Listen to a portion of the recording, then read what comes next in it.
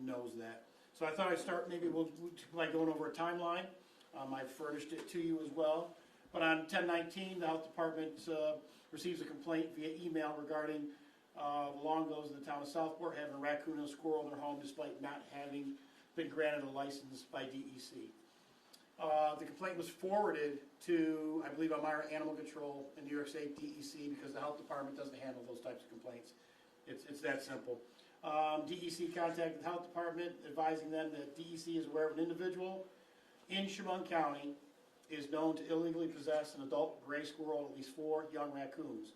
They may also be in possession of other illegal wildlife species.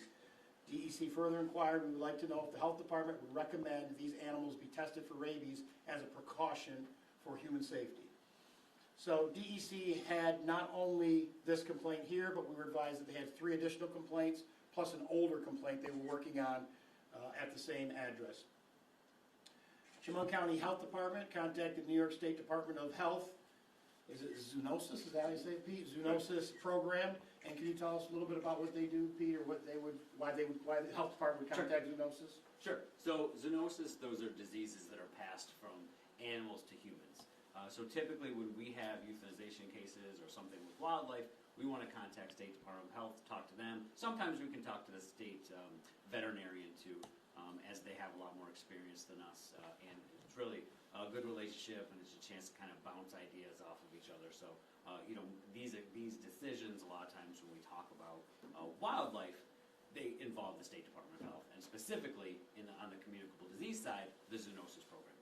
Pete, just while you're there, maybe you could touch on the raccoon would be the main concern over the squirrel, and as to why. Sure. So we know, and a lot of this has been put, it's true that we don't get squirrels that test positive for rabies. It's not that they can't get rabies. They're mammals, they can get rabies, but typically they would get rabies through an attack with a fox, a skunk, a raccoon, which would kill the squirrel. The squirrel would not be able to pass on the rabies virus. The concern is the raccoon, and especially since it seems to be somewhat domesticated, so it could contribute the rabies virus if it was incubating the virus to the humans or the squirrel without that act of aggression or some fight that would render the squirrel, that would kill the squirrel, in those cases. If you were to confine either one of these animals for a 10-day period, would you be able to tell whether they have rabies just strictly from that confinement? No. According to the State Department of Health, there's a lot of data on rabies incubation, so the time between an exposure and when you have the disease, in humans and in our pets, dogs, cats, ferrets. That same scientific data doesn't exist for wildlife, thus rendering a confinement or isolation not applicable. Thanks, Pete. So the Chemung County Health Department was told by the New York State Health Department, wildlife cannot be confined like domestic animals. And if there was an exposure, the animals would need to be tested for rabies. Exposure is typically from a bite, but can also be caused by saliva entering a wound or mucous membrane. On that same date, DEC stated that they had received 3 additional complaints on that date that the health department received that complaint, and DEC was already in the progress of investigating the Longos. Health department notified DEC on guidance provided by New York State Health Department and what would be needed if the animals were seized from the home. Chemung County Health Department would need to know if there was an exposure and a list of those who had been exposed to the animals. The health department advised to look for potential wounds that may help make the determination. The health department further advised residents compile a list of people that may have had a bite or mucous membrane exposure or significant direct prolonged contact more than petting. Health department offered to be contacted to discuss and evaluate findings to assist in making exposure determinations while being removed. On the 24th of October, DEC contacted the health department requesting the complainant's phone number. DEC was advised the health department did not have the complainant's phone number. On the 29th, DEC contacted the health department advising that they would be seizing animals on the 30th and inquired if the health department uses the Elmira Animal Control for euthanization. DEC contacts Elmira Animal Control to inquire about the euthanization process. On the 30th, DEC conducted a search warrant, contacts the health department, and advises that 1 squirrel and 1 raccoon were seized, and during the execution of the search warrant, the squirrel bit someone, later identified as a DEC employee. Both animals were euthanized later in the day to be sent for testing. So that's kind of the health department's role with euthanization of these two animals.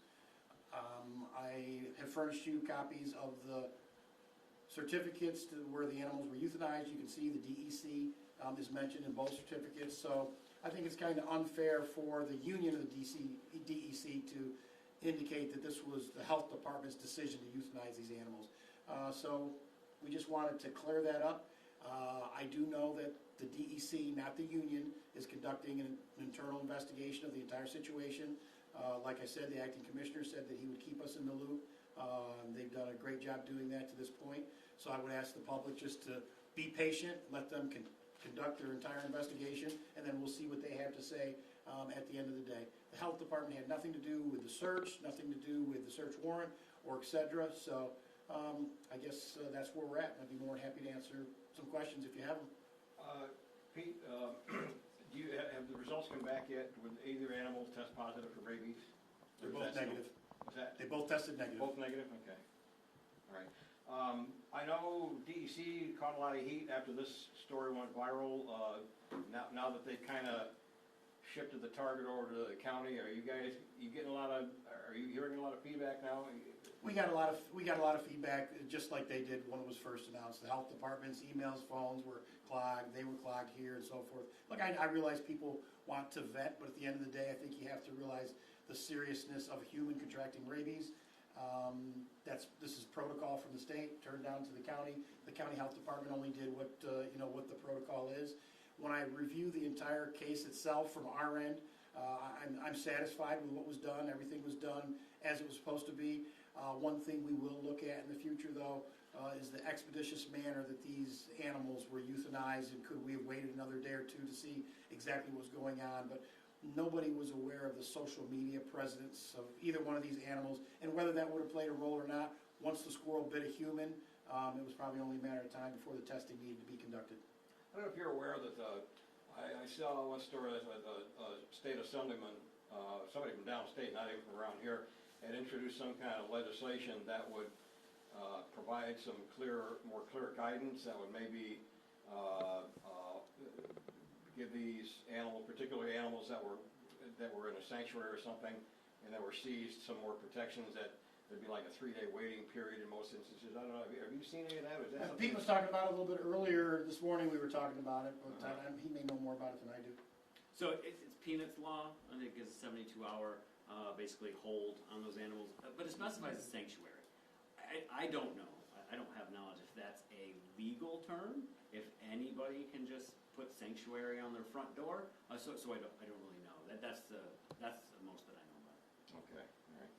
So from the county standpoint, you did pretty much what was required under the circumstances, and the union's kind of trying to make you look like the bad guys now. I think the union found out that there was an internal investigation going on by DEC, so obviously they have to protect their members, so they put out a statement.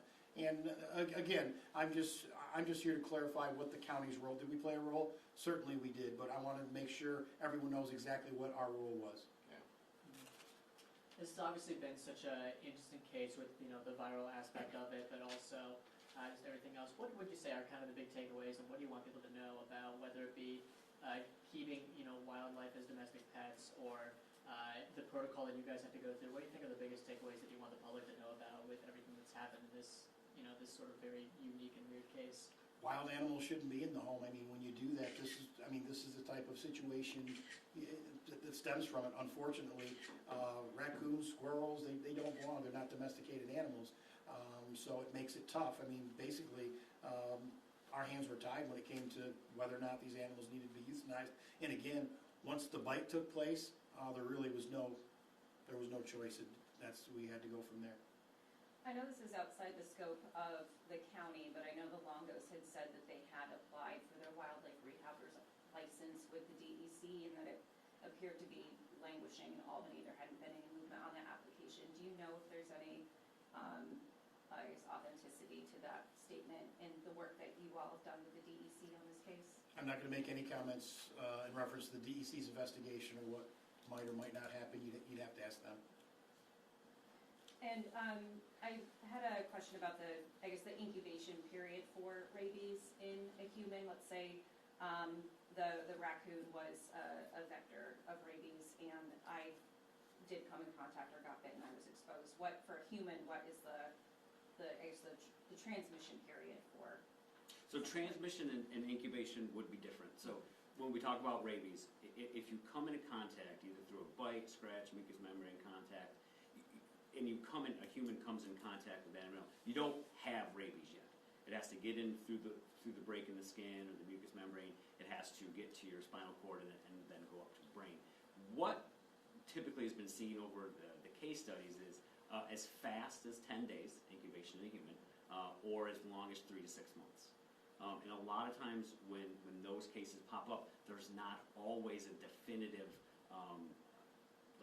there's not always a report in the case history of what kind of contact that person had. And the faster, when we look at the one that was 10 days, it's much closer to the back or to the head. Knowing what you know now,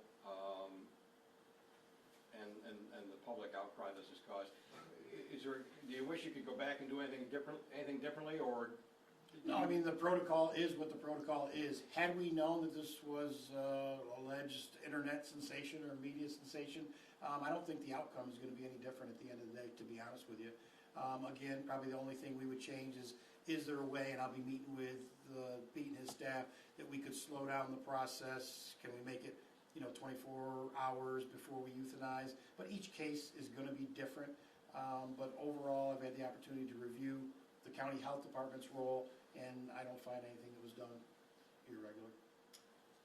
The statement made by the union insinuated that there had been threats made against people's lives, violent threats made against people within the DEC or the union. Is that something that you guys have experienced as well, going more specifically into the outcry of this for you? Many of our employees have received death threats, phone calls, emails, and so forth, yes. Thank you. Executive Marshal, just for clarity's sake, if I can ask two things. So, this here says owner notified of 10-day confinement, it's blank. We're just all trying to understand, and we receive phone calls and all about this stuff. What is the policy, as you understand it, for when an animal needs to be euthanized? Is there a 10-day period of any kind that would have delayed this, or what are the actual rules, and why does this say owner notified, but 10-day confinement, but nothing on it? So that form, that's our rabies form. It handles all of our rabies cases. Right. So we use that for pets, dog, cats, ferrets, and we use it for wildlife.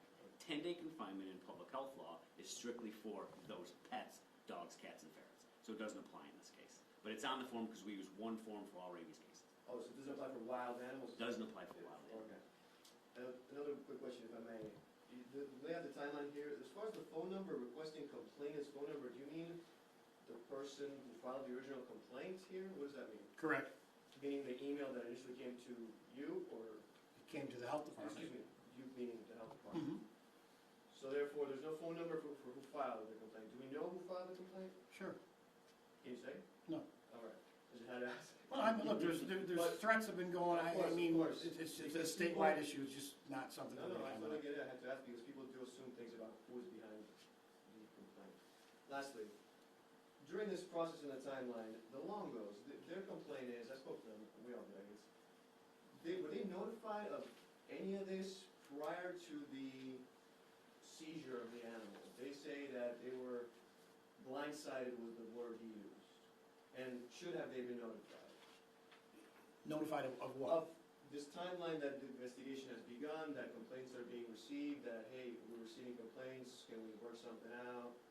The health department does investigate those types of complaints, so we would send them to Elmira Animal Control or to DEC like we did. You'd have to ask them if they reached out to the Longos in reference to those Okay, complaints. because that's one of their complaints. And then, I'm sorry, this is the last one. Are you anticipating, what is the next step here? They say that they are raising a lot of money, actually, for lawsuits. Can you speak to that point, or are you expecting litigation? There's always litigation. I wouldn't be surprised, no. Right?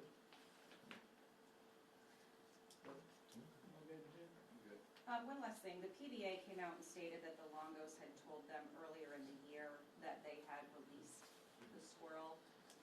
Do you know if there's any truth to that statement? I'm not going to comment on DEC's investigation. Sorry, one last thing. Yep. I'm actually, I was not aware of Peanut's account. But during the course of these investigations, again, no, did that not rise to like, wait a minute, this is gonna cause, we reached the highest level of our country, meaning we have presidential candidates commenting on that. So at no point during this was it identified that this is a very famous animal. We had no, look, it's not our investigation.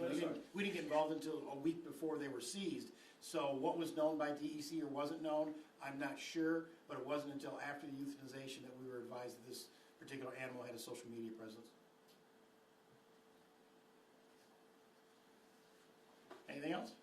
I'm all set. Thanks for coming, everybody. We appreciate it. Thank you, guys. Thank you. Thanks, Chris.